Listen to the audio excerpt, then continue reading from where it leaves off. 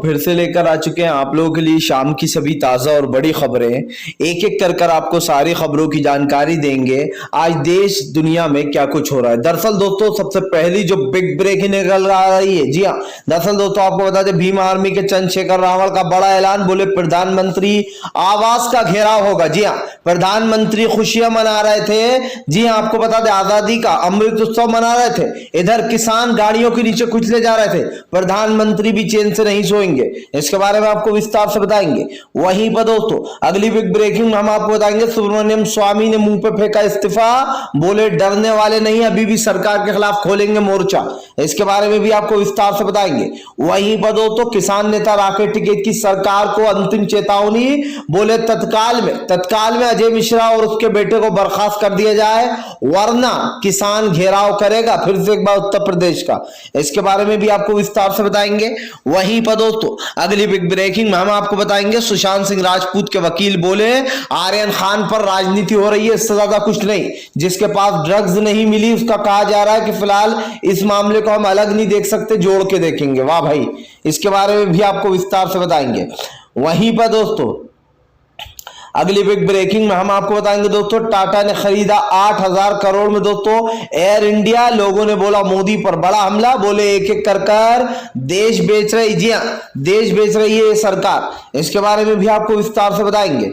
वहीं पर दोस्तों अगली बिग ब्रेकिंग में हम आपको बताएंगे। जी हाँ, दरअसल दोस्तों आपको बता दें अफगानिस्तान में मस्जिद के ऊपर हमला, 70 से ज्यादा लोगों की मौत हो गई है। इसके बारे में भी आपको विस्तार से बताएंगे। वहीं पर दोस्तों प्रियंका गांधी ने मारी बाजी, योगी आदित्यनाथ देखते रहेगा मुजिया।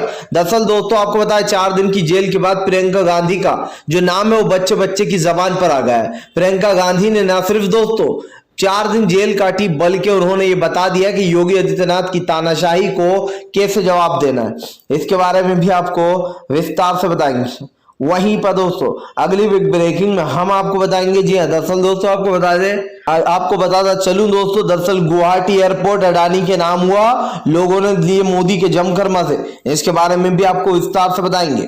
वहीं पर दोस्तों अगली बिग ब्रेकिंग में हम आपको बताएंगे संजय सिंह बोले ये सरकार ना किसान की ना आम जनता की। जी हाँ, खुद के मंत्रियों को बचाने में लगी हुई है, लाखों रुपए के वकील किए जा रहे हैं। इसके बारे में भी आपको विस्तार से बताएंगे।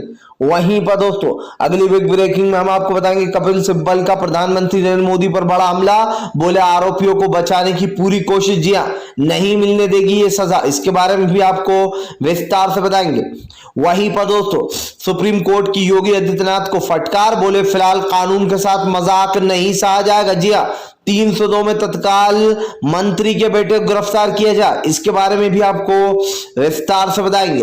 तो सारी खबरें दोस्तों एक एक कर देंगे। फिलहाल फिर चलिए बढ़ते हैं सबसे पहली और सबसे बड़ी खबर की ओर। दरअसल दोस्तों आपको बता दें केंद्र सरकार के ऊपर राहुल गांधी का बड़ा हमला, बोले प्रधानमंत्री नरेंद्र मोदी ने यह साबित कर दिया कि फिलहाल ये सत्ता में बैठे हुए लोगों का कानून है। जी ये आम जनता के लिए नहीं है। दरअसल दोस्तों आपको बता दें राहुल गांधी ने केंद्र सरकार पर बड़ा हमला बोलते हुए कहा कि आज 8 दिन से भी ज्यादा होने वाले जी किसानों को कुचले हुए, लेकिन सरकार किसानों के ऊपर कोई कड़ा फैसला नहीं ले रही है। राहुल गांधी ने कहा कि सरकार सिर्फ अडानी और अंबानी के लिए काम करती है, हम तो हमारे दो का ये जो टैग है ये इनके ऊपर से हटने वाला नहीं। राहुल गांधी ने कहा कि हमने ये टैग इनको बहुत सोच समझ कर दिया था, हम दो हमारे दो का।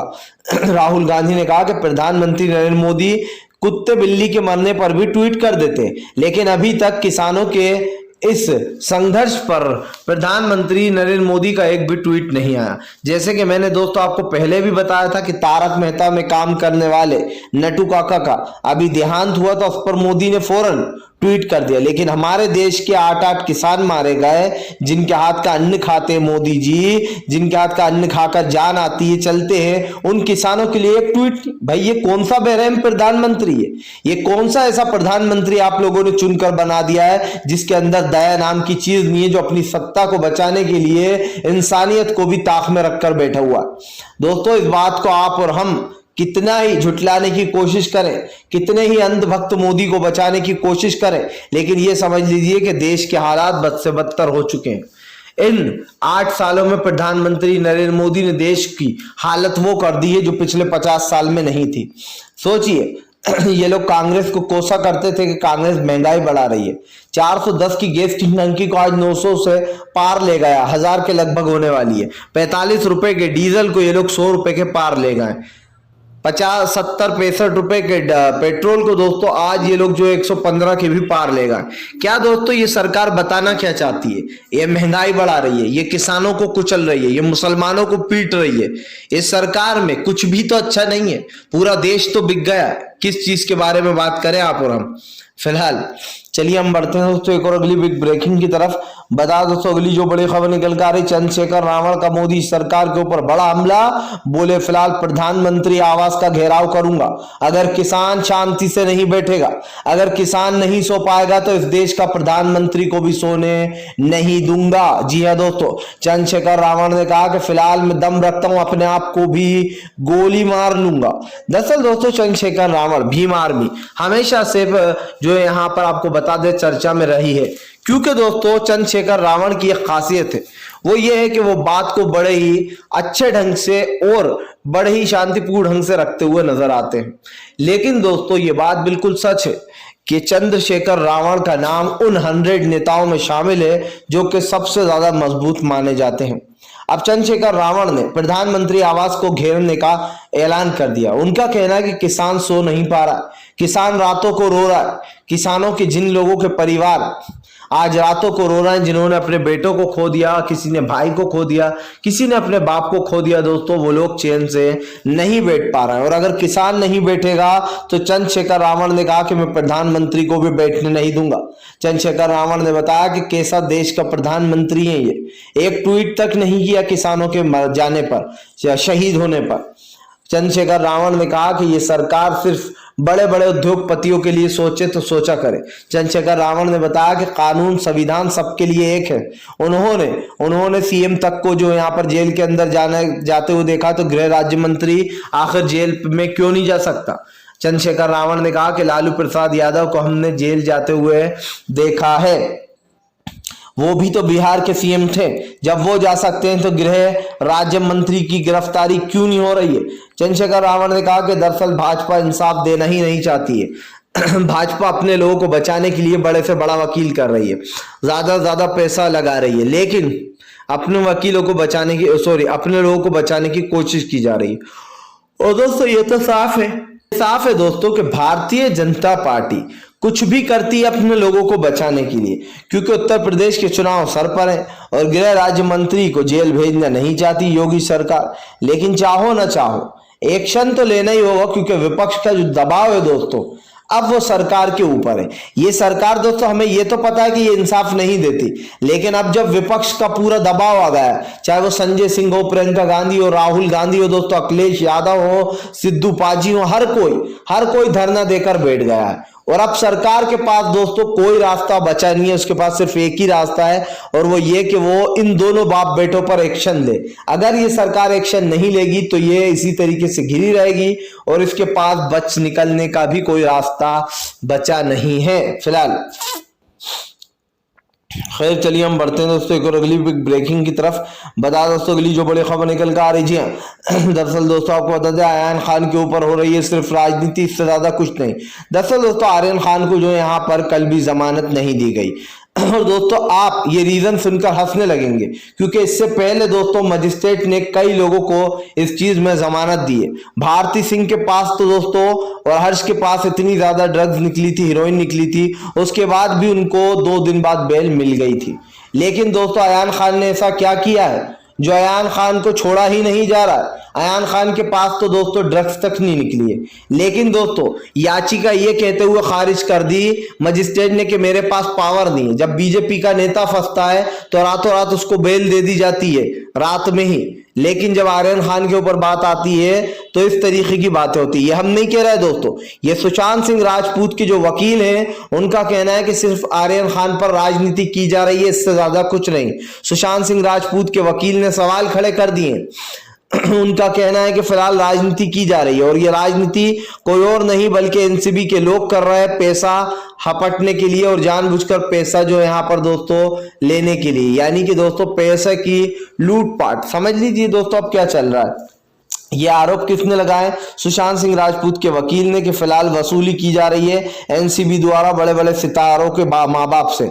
अब दोस्तों आर्यन खान को बेल आराम से मिल सकती थी, ना ही आर्यन खान के पास बताया जा रहा है ड्रग्स मिली है, लेकिन जो अरबाज है दोस्तों उनके पास महज दोस्तों 10 ग्राम बताया जा रहा है, 3 ग्राम ड्रग्स मिली है, जो कि दोस्तों बहुत ही कम है। इसमें या तो 1 साल की सजा होती है या फिर जुर्माना लेकर छोड़ दिया जाता है।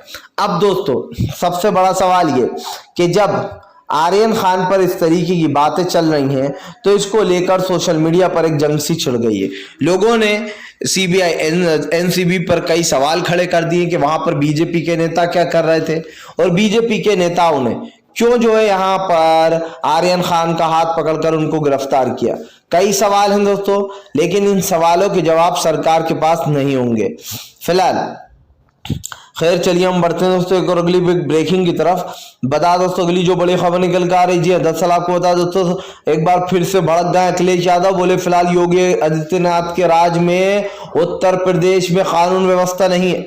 दरअसल दोस्तों आपको बता दें एक बार फिर से योगी आदित्यनाथ के ऊपर जमकर हमला बोल दिया। जी आपको बता दें अखिलेश यादव का कहना है कि फिलहाल योगी आदित्यनाथ के राज में सिर्फ और सिर्फ राजनीति की जा रही है। जी हाँ, आरोपियों को बचाने की राजनीति। आपको बता दें दोस्तों जिस तरीके से अजय मिश्रा और उनका बेटा टेनी मिश्रा, इन दोनों के ऊपर गंभीर आरोप लगे।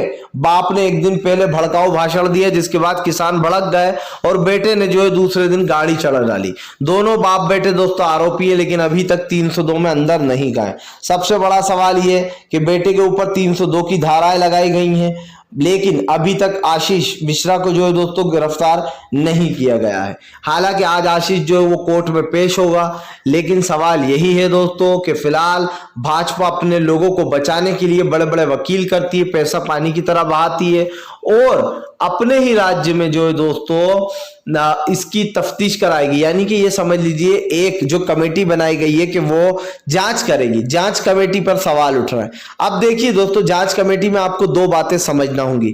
पहला तो ये कि जांच कमेटी बनाएगी कौन? योगी की सरकार, योगी आदित्यनाथ एक जांच कमेटी बनाएंगे। और दोस्तों ये आप अच्छे से जानते हैं सरकार किसकी उत्तर प्रदेश में? बीजेपी की। बीजेपी अगर कमेटी बनाती है, बना दी है बल्कि एसआईटी की कमेटी, तो क्या ये जांच पर भरोसा किया जा सकता है? क्योंकि योगी तो अपने मंत्रियों को बचा लेंगे।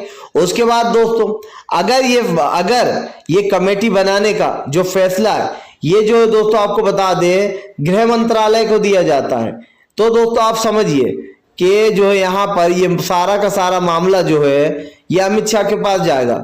तो क्योंकि दोस्तों आप समझ सकते हैं कि पूरे जो यहाँ पर अमित शाह के पास पूरा अंडर में आता है ये सब कुछ, तो इंसाफ मिलना दोस्तों वहां पर भी जरूरी नहीं है, क्योंकि इंसाफ ना यहां मिलेगा दोस्तों ना वहां मिलेगा। दोनों जगह जो है यहाँ पर दोस्तों सरकार किसकी? बीजेपी की है।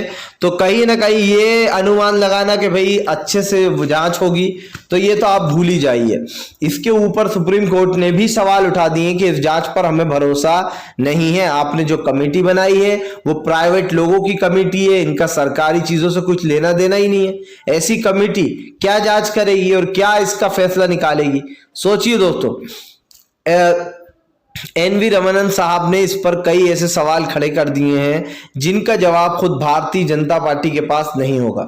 और मैं आपको दावे से ये बात बोल सकता हूं दोस्तों कि इस वक्त बीजेपी खुद अपने ही सवालों में घिर गई है और वो ये सोच रही है कि फिलहाल अब इन चीजों से निकला कैसे जाए। फिलहाल खैर चलिए हम बढ़ते हैं दोस्तों एक और अगली बिग ब्रेकिंग की तरफ। बता दोस्तों अगली जो बड़ी खबर निकल कर आ रही है, सुब्रमण्यम स्वामी ने फेंका मुंह पर इस्तीफा, बोले अब और खुलकर बोलूंगा। जी हाँ, दरअसल दोस्तों आपको बता दें सुब्रमण्यम स्वामी जो कि भाजपा के एक ऐसे नेता रहे हैं जिन्होंने बीजेपी की गलती पर उनको आईना दिखाया। ना सिर्फ आईना दिखाया बल्कि सुब्रमण्यम स्वामी ने बार बार ये साबित किया है कि फिलहाल वो डरते नहीं है, उन्हें जो बोलना होता है वो वही बोलते हैं। अब दोस्तों इस पर राजनीति तेज हो गई है। सुब्रमण्यम स्वामी ने दोस्तों ये दावा करते हुए साफ कहा है कि फिलहाल वो ऐसे मुद्दों पर जरूर सवाल उठाएंगे जिन मुद्दों पर उठना चाहिए। सुब्रमण्यम स्वामी ने बड़ा ऐलान करते हुए कहा है कि भारतीय जनता पार्टी और इसकी सरकार जो भी राजनीति कर रही है ये उसके ऊपर ही भारी पड़ेगी। आपको बताता चलूं दोस्तों सुब्रमण्यम स्वामी को लेकर कई ऐसे सवाल खड़े हो गए हैं जिसके बाद बीजेपी घेराव में आ गई है। और बीजेपी दोस्तों इसलिए घेराव में आ गई है क्योंकि आज बीजेपी के पास ये पुख्ता सबूत नहीं है कि फिलहाल वो क्या करे। आप देखिए दोस्तों, देश में इस तरीके की चीजें की जाती हैं, ये बताया जाता है कि फिलहाल भैया हम तो जो भी कर रहे हैं वो सब कुछ सही है, लेकिन सवाल यही है दोस्तों कि बीजेपी अपने लोगों को बचाने में लग गई है। और अपने लोगों को कब बचाया जाता है दोस्तों? जब भारतीय जनता पार्टी पूरी तरीके से फेल हो जाती है। फिलहाल खैर चलिए हम बढ़ते हैं दोस्तों एक और अगली बिग ब्रेकिंग की तरफ। बता दोस्तों अगली जो बड़ी खबर निकल कर आ रही है, दरअसल दोस्तों आपको बता दें कपिल सिब्बल ने बोला मोदी सरकार के ऊपर बड़ा हमला। बोले फिलहाल मोदी जी ने अभी तक किसानों के ऊपर कोई प्रतिक्रिया नहीं दी। जी हाँ, चुप क्यों बैठे हैं प्रधानमंत्री नरेंद्र मोदी? कपिल सिब्बल ने उठाए कई बड़े सवाल। दरअसल दोस्तों कपिल सिब्बल ने सवाल उठाते हुए कहा कि प्रधानमंत्री नरेंद्र मोदी चुप्पी साधे हुए बैठे। इधर किसानों के ऊपर कथित तौर पर गाड़ी चढ़ा दी गई है, नरसंहार किया गया, किसानों को कुचला गया है, उसके बाद भी देश का प्रधानमंत्री बोलने से डर रहा है। आपको बताता चलूं दोस्तों, कपिल सिब्बल ने कहा कि देश के प्रधानमंत्री ने सारी गरिमाएं लांघते हुए अपनी छवि को खराब किया है। आपको बताते चले दोस्तों, प्रधानमंत्री नरेंद्र मोदी की छवि कब से खराब होना शुरू हुई है? आपने देखा कि 2013 में मोदी सरकार आई, उसके बाद 2017 में फिर से एक बार मोदी की सरकार बनी, लोगों ने वोट दिया। ना सिर्फ हिंदू भाइयों ने बल्कि दोस्तों मुसलमानों ने भी मोदी को सपोर्ट किया था। लेकिन दोस्तों उसके बाद मोदी सरकार ने काले कानून लाना शुरू कर दिया। सबसे पहला काला कानून लाया गया दोस्तों जिसमें CAA और NRC और NPR था, जिससे कि साफ दिखाई दे रहा था कि मुसलमानों को इस देश से बाहर करने की साजिश रची जा रही है मोदी द्वारा। उसके बाद दोस्तों कृषि कानून लाए गए जो इस देश के हक में नहीं थे, हित में नहीं थे, और मोदी सरकार की जमकर आलोचना हो गई। अब आप समझिए दोस्तों, किसान अगर आंदोलन करता है, किसान अगर प्रदर्शन करता है तो उसको आंदोलन जीवी बता दिया जाता है। मोदी जी अगर फोटो खिंचाते हैं तो उसको फोटो जीवी ना कहें तो फिर क्या कहें? प्रधानमंत्री, इस देश में कोरोना से लोगों की मौतें होती हैं, लाशें गंगा नदी में तैरती रहती हैं, ऑक्सीजन की कमी होती है, दवाइयों का पता नहीं होता, रेमडेसिविर की जो यहाँ पर स्टॉक खत्म हो जाता है। उसके बाद भी सरकार कहती है कि हमने बहुत अच्छे से संभाला और कोरोना की वजह से एक भी मौत नहीं हुई। ये झूठ किसने बोला? प्रधानमंत्री नरेंद्र मोदी ने बोला कि ऑक्सीजन की वजह से किसी भी व्यक्ति की मौत नहीं हुई। और ऐसी वैसी जगह में नहीं दोस्तों, जो आपको बता दें ये कहीं और नहीं बोला गया। ये जो है यहाँ पर दोस्तों आपको बता दें लोकसभा और राज्यसभा में ये झूठ बोला गया मोदी द्वारा कि ऑक्सीजन की कमी से एक भी मौत नहीं हुई।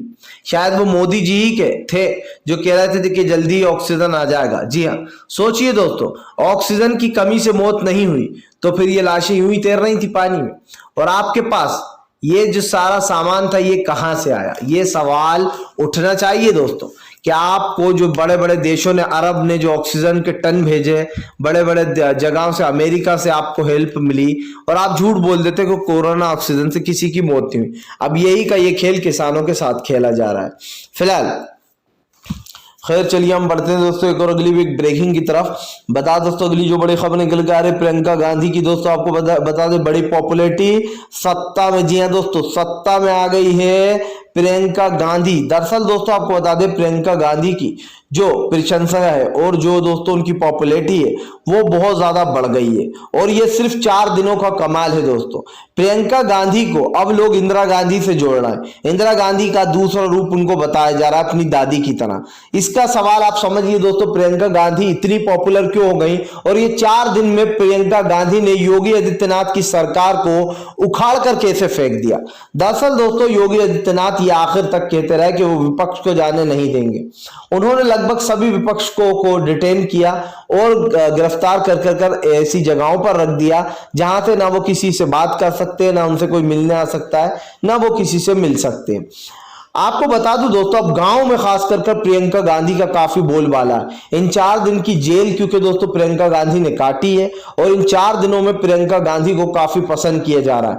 अब दोस्तों प्रियंका गांधी खड़े सामने से अखिलेश यादव को चुनौती देती हुई नजर आ रही है, क्योंकि दोस्तों एक समाजवादी पार्टी ही ऐसी है जो भारतीय जनता पार्टी को चुनाव में हराने का दम रखती थी। लेकिन दोस्तों जब से प्रियंका गांधी उत्तर प्रदेश पहुंची, ये मान लीजिए दोस्तों कि वोट जो है वो अब कांग्रेस की तरफ घूमते हुए नजर आ रहा है। उत्तर प्रदेश की सियासत जो है दोस्तों वो इस वक्त गर्म हो चुकी है। ये मामला समझिए दोस्तों, ये मामला सिर्फ उत्तर प्रदेश का नहीं बल्कि पंजाब का भी है, क्योंकि सिखों की मौत हुई है और मामला पंजाब और यूपी की सियासत से जुड़ गया। फिलहाल अगर आप भी शांतिपूर्ण ढंग से पीएम की इन सभी गलत नीतियों का विरोध करते हो तो इस वीडियो को ज्यादा से ज्यादा शेयर कीजिए, लाइक कीजिए, और अगर आप मानते हैं कि हमारे चैनल पर सच्ची खबरें दिखाई जाती हैं दोस्तों, तो चैनल को सब्सक्राइब कर पास में एक घंटी आएगी उसको जरूर दबाइए ताकि हमारे हर वीडियो की अपडेट आप